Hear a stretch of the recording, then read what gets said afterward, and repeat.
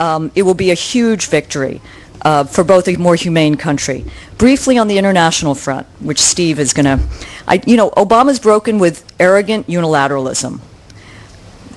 What's important are deeds, not just words. I sometimes think of him as the commander in speech. He's given a quartet of speeches which have laid out a new approach to the world.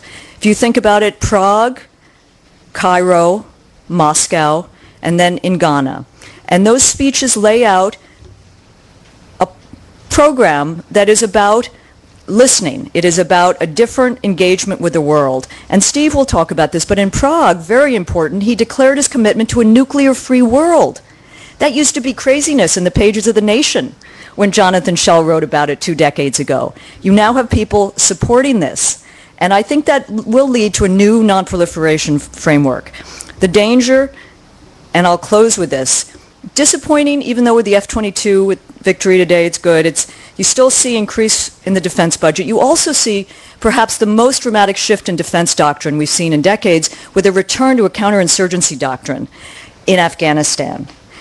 So while Obama's re-engaging the world, you have, I believe, a real concern about sliding into commitments in Afghanistan and Pakistan without a real national debate about ends or means or exits. Obama understands the need for regional diplomacy. He doesn't consider diplomacy. He doesn't consider treaties, diplomatic acts or documents subversive. He also understands the need for targeted economic development, but military escalation in Afghanistan, I believe, could endanger Obama's presidency, as Vietnam endangered, really destroyed LBJ's presidency. I know that, history by analogy is imperfect, but it's also useful. And Afghanistan, which could deplete the resources needed for domestic recovery, which could alienate European allies, which could alienate a Muslim world which is beginning to re-engage as we withdraw from Iraq, and destabilize Pakistan, which is the central problem in the region, is very dangerous. I don't believe Obama wants Afghanistan to become his war, and I do think that the president's pragmatism and commitment to experimentation, which was the hallmark of a different president, Franklin Delano Roosevelt, and an interest on Obama's part in maintaining his popularity and his credibility and his domestic agenda, will lead to some rethinking. I will close. This was about progressives. It's crucial. With the highest expectations we had for Obama, there's so many other issues we could have talked about, but it's crucial for progressives to stay engaged. We not only elected a president, a commander-in-chief, a commander-in-speech, but a community organizer-in-chief. And I still believe that he is movable and malleable and understands the power of change from below. He is surrounded by an establishment and organized money, the power of money in D.C. Got to move outside and listen, and we have to keep speaking loud to him. And there are many more vehicles which we can do that through now than there were, for example, during the Clinton period. And the nation is always looking at what is going on the ground in terms of moving the president. So some worthy markers in these last 6 months. One central test is U.S.-Russian relations. That is ramifying across a whole set of issues which Obama needs to now lead on, because it is unclear at this point whether he is a great president, a great leader, or whether he will be overtaken by the crises of these times.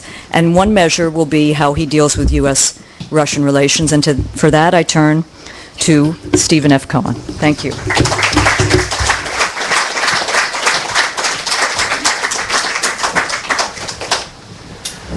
So you see, the way it goes is my wife discusses everything in the world, and I get left with Russia. Nor am I very progressive, so you can imagine that this is probably, compared to our dinner table discussions, this is going to be quite a civilized evening. I have 2 pair of glasses. Neither works very well, but I'm going to fiddle with both. I'm going to try the ones I'm wearing. If not, those. There are quite a few people here considering the weather. Thank you for coming out. I know why you're here. Some of you are old enough to remember that when President John Kennedy went to Paris in the early in his years in office, and his wife was extremely admired in France. He introduced himself as the man who accompanied Jackie Kennedy to France. Well, I'm the man who accompanied Katrina vanden Heuvel to the Strand tonight. On the other hand, it's a homecoming for me in a way, because when I came to New York to be a graduate student at Columbia from Kentucky and Indiana, where there were at the time virtually no used bookstores and actually not all that many books, I built my original Russian studies research library in this store. Not only did it have what seemed to me to be a fantasy land of offerings of old and new books, but they were affordable for somebody who had very little money. So the Strand is part of my intellectual biography, and it feels very, very good to be here tonight. Let me just say a couple words about my book in general. And then I'll turn to the subject behind the headline, so to speak. The book is about what I consider to be missed opportunities or lost alternatives in Russia's history, Soviet and post-Soviet, from the revolution of 1917 to the present. Roads taken, but not necessarily taken. Therefore, roads not taken. I'm interested at turning points, fateful turning points, not small ones, forks in the road, and why the leadership or the elite or the country went that way to a destiny that didn't turn out to be so good when this way was available. I'm only going to focus on one of those missed opportunities tonight, one that existed almost exactly 20 years ago, and that was a historic opportunity to end the Cold War, the long American-Russian Cold War, which in the last two chapters of my book, I argue, is still with us. A word about the book's overarching theme. Most American scholars, journalists, political figures have always, in my lifetime, taken the view that all the major outcomes after the Russian Revolution in Russia were more or less inevitable, predetermined. And that, if you think about that, it means in their minds that 20th century Russia, certainly Soviet Russia, was a history without alternatives. Somebody wrote after the Soviet Union ended, a leading scholar, trying to explain why the Soviet Union ended, and he put it like this: the Soviet Union ended from a lack of alternatives. And that sort of summed up not only his own view of 70-plus years of Soviet history, but really the way my profession, our media, our political class looked at what happened in Russia in the 20th century. Some historians think that the 20th century's political history didn't begin on the calendar, but with the Russian Revolution in 1917. And it ended with the Soviet Union in 1991. And if you take that view, and you can see why they think like that, you remember how important those turning points in Soviet Russia turned out to be for the rest of us, for the world.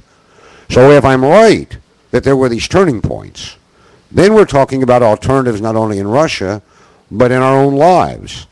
The 20th century would have been different, and the world we live in today, therefore, would have been different. I try to show that nothing fateful was inevitable. Not the rise of Stalinism and the 25-year terror in 1929, not inevitable. Not the end of Khrushchev, Stalin's successor, attempt to de-Stalinize the system in the 1950s and 60s, for which he was then overthrown, not inevitable. Not the rise or the fall, to push this into our own lives. Mikhail Gorbachev's attempt to carry out not just a de-Stalinization of the Soviet Union, but what he thought could be, and he said would be, a full-scale democratic reformation of the Soviet system.